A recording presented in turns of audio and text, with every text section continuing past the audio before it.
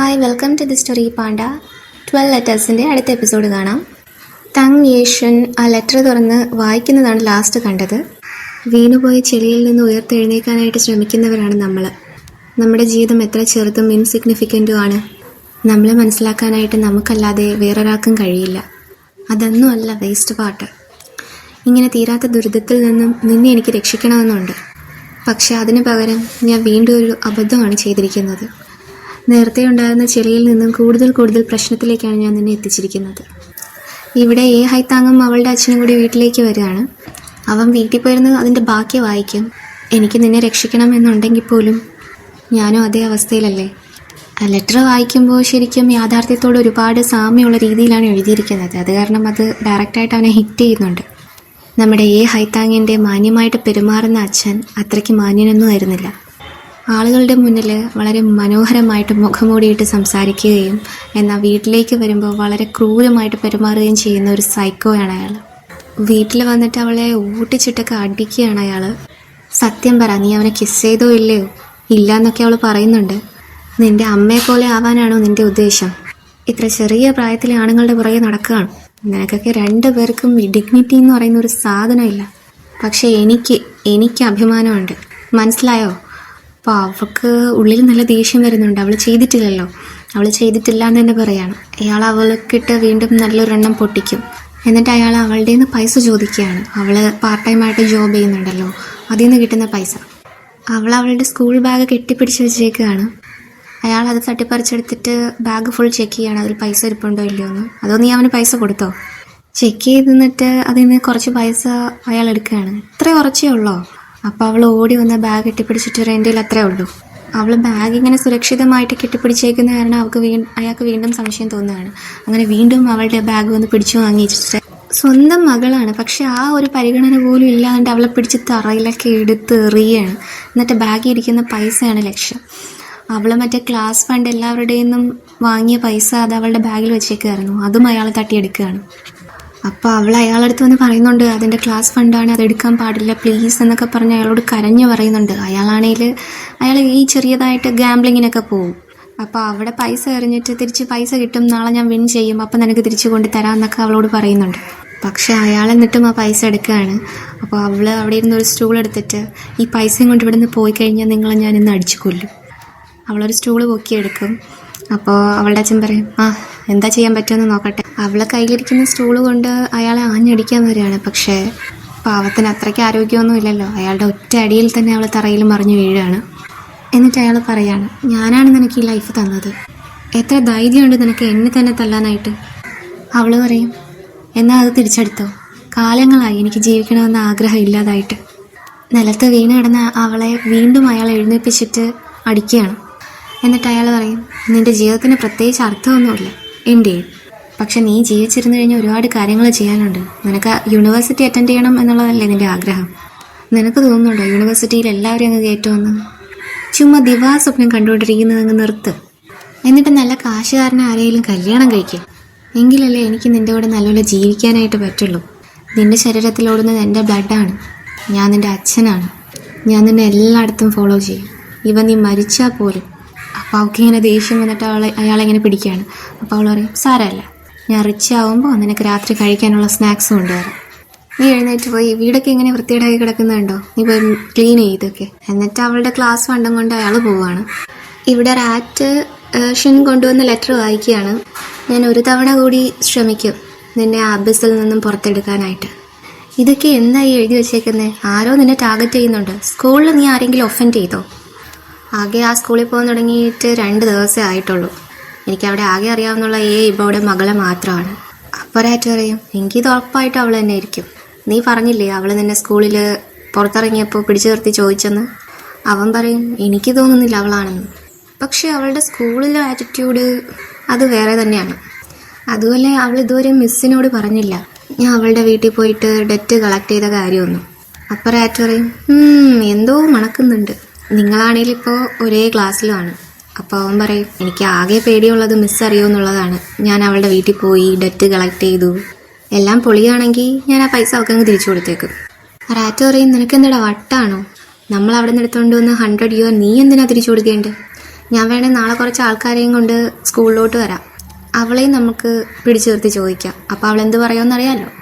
അപ്പോൾ തങ്ഷൻ പറയും, എടാ റാറ്റെ മതി, ഞാൻ ഈ പൈസ കൊടുത്ത് സമാധാനം വാങ്ങാനാണ് നോക്കുന്നത്. ഈ പ്രശ്നം ഇനിയും ഉയർന്നു പോകാനായിട്ട് ഞാൻ ആഗ്രഹിക്കുന്നില്ല. ഷിന്ന് കണ്ടുപിടിക്കുകയാണ് നമ്മളിപ്പോഴും പൈസ കളക്ട് ചെയ്യാനായിട്ട് പോകുന്നുണ്ടെങ്കിൽ പിന്നെ എനിക്ക് ഒരു സമാധാനവും ഉണ്ടാവില്ല. ഷിൻ എന്ന് പറയുന്നത് അവിടുത്തെ മിസ്സാണ്. പോരാത്തതിന് ഷിൻ ചായയും വഴക്ക് പറയും, പിന്നെ ചായക്കും സമാധാനം ഉണ്ടാവില്ല. ഇതിവിടെ വെച്ച് നിർത്താം, ഞാൻ പോവാ. നീ പോകുന്നതിന് മുന്നേ ആ വിൻഡോ അടച്ചേക്കണം കേട്ടോ എന്ന് റാറ്റിനോട് പറഞ്ഞ് അവൻ പുറത്തേക്ക് പോകും. ഇവിടെ ഹൈത്താങ് അയാളുടെ അടിയൊക്കെ വാങ്ങി ആകെ മനസ്സ് വിഷമിച്ച് മരവിച്ചിരിക്കുകയാണ്. അങ്ങനെയാണ് നമ്മൾ 1ാമത്തെ എപ്പിസോഡിൽ കണ്ട ആ സീനിലേക്ക് വരുന്നത്. അവളുടെ 19 വയസ്സുള്ള സെൽഫിന് തന്നെ ഒരു ലെറ്റർ എഴുതുകയാണ്, ആരും ഇല്ലാത്തതുകൊണ്ട്. ഇനി ജീവിച്ചിട്ട് കാര്യമൊന്നുമില്ല, മരിക്കാൻ പോവുകയാണ്, ഇനിയും ഇവിടെ പിടിച്ചു നിൽക്കാൻ സാധിക്കുന്നില്ല, ഒരുപാട് ശ്രമിച്ചു, പക്ഷേ എൻ്റെ എല്ലാ പ്രതീക്ഷകളും നശിച്ചു. എനിക്ക് ഈ ടൗൺ വിട്ട് പോകാനായിട്ട് കഴിയുമെന്ന് തോന്നുന്നില്ല. ഇവിടുന്ന് രക്ഷപ്പെടാനോ അയാളുടെ കയ്യിൽ നിന്ന് രക്ഷപ്പെടാനോ സാധിക്കുമെന്ന് തോന്നുന്നില്ല. ഞാനിപ്പോൾ ഒരുപാട് ടയേർഡാണ്, ഇതാണ് എൻ്റെ ലാസ്റ്റ് സ്ട്രെങ്ത്. അത്രയും അവൾ ലെറ്ററിൽ എഴുതിയിട്ടാണ് കത്തിയും കൊണ്ട് അവൾ പുറത്തേക്ക് പോകുന്നത്.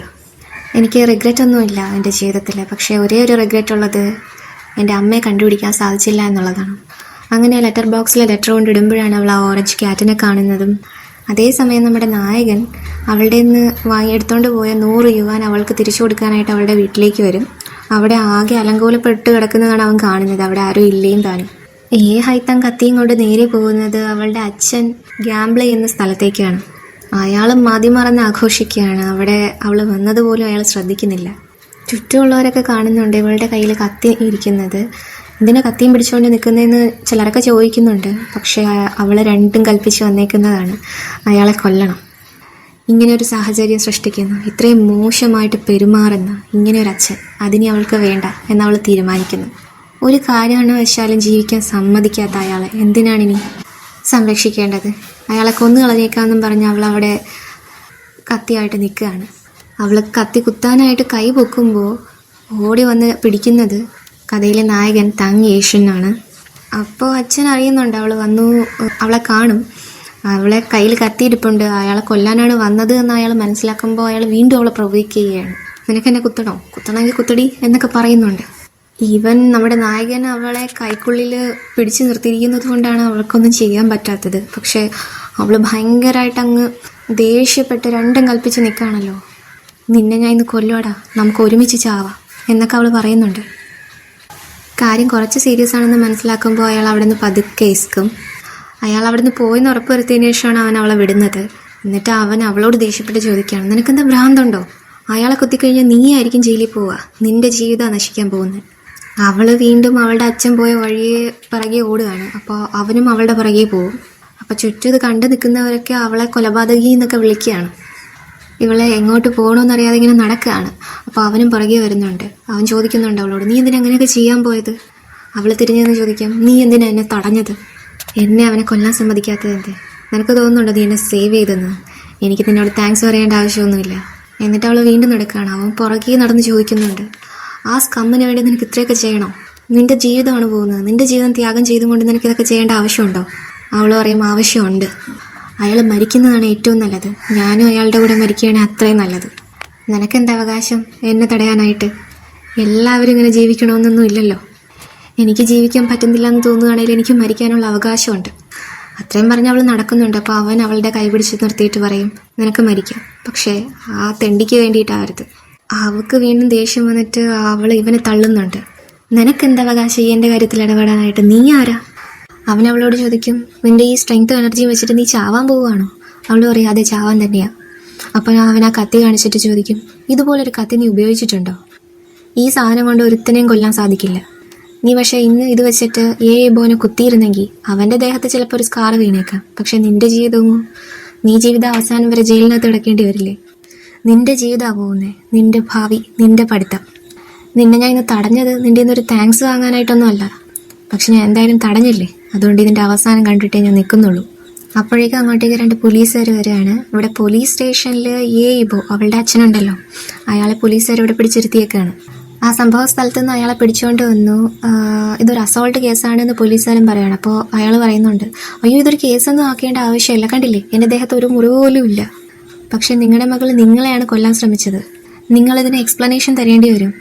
അവളുടെ അച്ഛൻ വീണ്ടും നല്ലവനായിട്ട് അങ്ങ് അഭിനയിച്ച് തകർക്കുകയാണ്. അവളും ഒരു വിക്റ്റിമാണ്. പോലീസുകാരൻ പറയും, എന്ത് വിക്റ്റിം? അപ്പോൾ അയാൾ പറയും, അവൾക്ക് കുറച്ച് പ്രശ്നങ്ങളുണ്ട്. ചില സമയത്ത് അവളിങ്ങനെ സൂയിസൈഡലായിട്ട് ചിന്തിക്കാറുണ്ട്. അവൾക്ക് ഇതുപോലെ മാനസികമായിട്ട് പ്രശ്നം തോന്നുമ്പോൾ അവൾ സാധനങ്ങൾ എറിഞ്ഞു പൊട്ടിക്കും. ചിലപ്പോൾ എന്നെ തല്ലും, ചിലപ്പോൾ അടിക്കാൻ വരും, ചിലപ്പോൾ എന്നെ കൊല്ലും എന്നൊക്കെ ഭീഷണിപ്പെടുത്തും. പക്ഷേ ഇന്ന് എനിക്ക് കൺട്രോൾ പോയി. അത് കാരണം ഞാൻ അവളെ ചെറുതായിട്ടൊന്ന് തള്ളി. അതുകൊണ്ടാണ് അവളിങ്ങനെയൊക്കെ കാണിക്കുന്നത്. എൻ്റെ ഭാഗത്തും തെറ്റുണ്ട്. ഞാൻ അങ്ങനെയൊന്നും ചെയ്യാൻ പാടില്ലായിരുന്നു. അവളെ പ്രൊവോക്ക് ചെയ്യാൻ പാടില്ലായിരുന്നു. അപ്പോൾ പോലീസുകാരൻ പറയുന്നുണ്ട്, സിക്കാണെങ്കിൽ അവർക്ക് ട്രീറ്റ്മെൻ്റ് ആണ് നൽകേണ്ടത്. അപ്പോൾ അയാൾ പറയുന്നുണ്ട്, അവൾക്കിപ്പോൾ വയ്യാത്തതാണ്, അവൾ ഡേഞ്ചറസ് ആണ്, അവൾ വേറെ ആരെങ്കിലും ഹേർട്ട് ചെയ്താലോ? ഞാൻ ഡോക്ടറിനെയൊക്കെ കാണിച്ചിട്ടുണ്ട് മുൻപ്. അപ്പോൾ അവർ പറയുന്നത് ഇതൊരു ഡിലൂഷണൽ ഡിസോർഡർ ആണെന്നാണ്. ഹോസ്പിറ്റലിൽ കൊണ്ടുപോയത് ട്രീറ്റ് ചെയ്യാനായിട്ട് പറ്റും. എല്ലാവരും എന്നോട് പറയുന്നത് അവളൊരു സൈക്യാട്രിക് ഹോസ്പിറ്റലിൽ കൊണ്ടുപോയി അഡ്മിറ്റ് ചെയ്യണമെന്നാണ്. പക്ഷേ എനിക്കതിന് കഴിയുമോ സാറേ? അവൾ എൻ്റെ സ്വന്തം മോളല്ലേ. അവളിങ്ങനെ നരയിക്കുന്ന കാണാനായിട്ട് എനിക്ക് കഴിയില്ല. അതുകൊണ്ടാണ് ഞാൻ കൊണ്ടുപോകാതിരുന്നത്. സാധാരണ സമയത്തൊക്കെ അവൾ കംപ്ലീറ്റ്ലി നോർമലാണ്. അയാൾ ഈ പറയുന്നതൊക്കെ കേട്ടും കൊണ്ട് ഹൈത്താങ്ങും അവനും പോലീസ് അങ്ങോട്ടേക്ക് കൊണ്ടുവരുന്നുണ്ട്. അയാൾ ഈ കള്ളത്തരമൊക്കെ പറയുന്നത് കേട്ടിട്ട് അവൾക്ക് സഹിക്കാൻ കഴിഞ്ഞില്ല. അവൾ വീണ്ടും പോലീസുകാരുടെ മുന്നിൽ വെച്ചിട്ട് അയാളെ കയറി പിടിക്കാനായിട്ട് ശ്രമിക്കുന്നുണ്ട്. അപ്പോൾ പോലീസുകാർ ചുറ്റുമുണ്ടല്ലോ, അവളെ കയറി തടയും, എന്നിട്ട് അവൾ അങ്ങോട്ട് മാറ്റും. അപ്പോൾ ഇബോ ഇവൻ്റെ അടുത്ത് സംസാരിക്കുകയാണ്, മോനെ ഞാൻ ശരിക്കും സോറി, നിനക്ക് എന്തെങ്കിലും പറ്റിയിട്ടുണ്ടെങ്കിൽ ഞാൻ ക്ഷമ ചോദിക്കുന്നു. അവളുടെ മേലെ കേസൊന്നും ചാർജ് ചെയ്യല്ലേ, അവൾ ഒരു പാവമാണ്. പോലീസ് കേസ് ആയിക്കഴിഞ്ഞാൽ അവളുടെ ജീവിതം തന്നെ നശിക്കും. ഞാൻ നിന്റെ കാല് പിടിക്കാം. അപ്പോൾ അവൻ എന്താ നടക്കുന്നതെന്നൊന്നും മനസ്സിലാവുന്നില്ലല്ലോ. അയാളുടെ ഈ വിവരം കിട്ട സംഭാഷണം കേട്ടിട്ട് അവൾ വീണ്ടും ഓടി വരികയാണ് കലിതുള്ളി. എടാ ഞാൻ ജയിലിൽ പോകുന്നുണ്ടെങ്കിൽ ഇത് എന്നെ കൊന്നിട്ടായിരിക്കും. അപ്പോൾ അവൻ പെട്ടെന്ന് അവളുടെ വാ മൂടി കെട്ടുകയാണ്. എന്നിട്ട് അവൻ പറയും, ഓഫീസർ അവൾ ഇങ്ങനെയൊന്നും അല്ല, ശരിക്കും അവൾ നോർമലാണ്, ഇപ്പം എന്തോ ഒരു മിസ്റ്റേക്ക് പറ്റിയതാ. അപ്പോൾ പോലീസുകാരൻ നീ ഓക്കെ ആണോ എന്ന് ചോദിക്കുമ്പോൾ അവൻ പറയും, ഞാൻ കംപ്ലീറ്റ്ലി ഓക്കെ ആണ്, വേണമെങ്കിൽ അവളുടെ അച്ഛൻ്റെ അടുത്ത് ചോദിച്ചു നോക്ക്, അവർ ശരിക്കും രണ്ടുപേരും നോർമലാണ്, നല്ലപോലെ ഇടപഴകുകയും ചെയ്യാറുണ്ട്. അപ്പോൾ നമ്മുടെ നായകൻ മോളുടെ സൈഡ് നിൽക്കുന്ന കണ്ടിട്ട് അയാൾക്ക് കുറച്ചൊരിതുണ്ട്. എന്നിട്ട് അയാൾ മടിച്ചിട്ടാണ് പറയുന്നത്, അതെ അവൾ നോർമലാണ്. അപ്പോൾ അവൻ പറയും, ഓഫീസറെ ഇവള് കുറച്ച് ഉറങ്ങുമ്പോഴത്തേക്കും ഓക്കെ ആവും, ഞാൻ ഇവളെ വീട്ടിൽ കൊണ്ടുപോട്ടെ, അത് ഓക്കെ ആണെങ്കിൽ ഞാൻ അവളെ വീട്ടിൽ കൊണ്ടുപോകാം എന്ന് പോലീസുകാരനോട് ചോദിക്കുമ്പോൾ അയാൾ പറയും, കുഴപ്പമില്ല കൊണ്ടുപോക്കോ. അപ്പോൾ അവളുടെ അച്ഛൻ പറയും, അയ്യോ സമ്മതിക്കല്ലേ സാറേ. പക്ഷെ പോലീസുകാരെ ഓക്കെ പറഞ്ഞതുകൊണ്ട് അവൻ അവളെയും കൊണ്ട് അവിടെ നിന്ന് പോവുകയാണ്. അപ്പോൾ അവളുടെ അച്ഛൻ പറയും, ശരി എന്നാൽ എല്ലാം ഓക്കെ ആണെന്നുണ്ടെങ്കിൽ ഞാൻ പോവുകയാണ്. അപ്പോൾ പോലീസുകാരൻ പറയും, അവൾ ഈ അവസ്ഥയിലായിട്ട് നിങ്ങൾ കാരണമല്ലേ, നിങ്ങൾ പ്രൊവോക്ക് ചെയ്തിട്ടല്ലേ അവൾ ഈ അവസ്ഥയിലായത്, എന്നിട്ട് നിങ്ങൾ വീണ്ടും അവളുടെ വീട്ടിലേക്ക് തന്നെ പോവുകയാണ്. അപ്പോൾ അയാൾ പറയും, ഇല്ല ഞാൻ പ്രൊവോക്കൊന്നും ചെയ്യില്ല. അപ്പോൾ പോലീസുകാരൻ പറയും, എന്തായാലും ഇപ്പോൾ പോകണ്ട, ഇവിടെ ഇരിക്കുക. തിരിച്ചവളെ പിടിച്ചുകൊണ്ട് പോകുന്ന വഴിക്ക് അവൾ വീണ്ടും കുറച്ചൊന്ന് അജിറ്റേറ്റഡ് ആവുകയാണ്. നീ എന്തിനാ അവരോടെല്ലാം പറഞ്ഞേ? ഞാൻ ഇൻസെയിനാണ്, എനിക്ക് ഭ്രാന്താണെന്നാണോ വിചാരം? നിന്റെ അച്ഛനല്ലേ അങ്ങനെ പറഞ്ഞു, എനിക്കത് സമ്മതിക്കേണ്ടി വന്നു. എന്നാലേ എനിക്ക് അവിടെ നിന്ന് നിന്നെ ഇറക്കിക്കൊണ്ട് വരാൻ പറ്റുള്ളായിരുന്നു. നിനക്ക് സ്കൂളിൽ പോകണ്ടേ, പഠിക്കണ്ടേ? അപ്പോൾ അവൾ വീണ്ടും ദേഷ്യപ്പെട്ടിട്ട് പറയുന്നുണ്ട്, എനിക്ക് മരിക്കണം, ഈ ബോയെ കൊല്ലണം. അവൻ വീണ്ടും പറയാണ്, ഹൈത്താങ് നിനക്ക് മരിക്കാം, ഞാൻ തന്നെ തടയില്ല.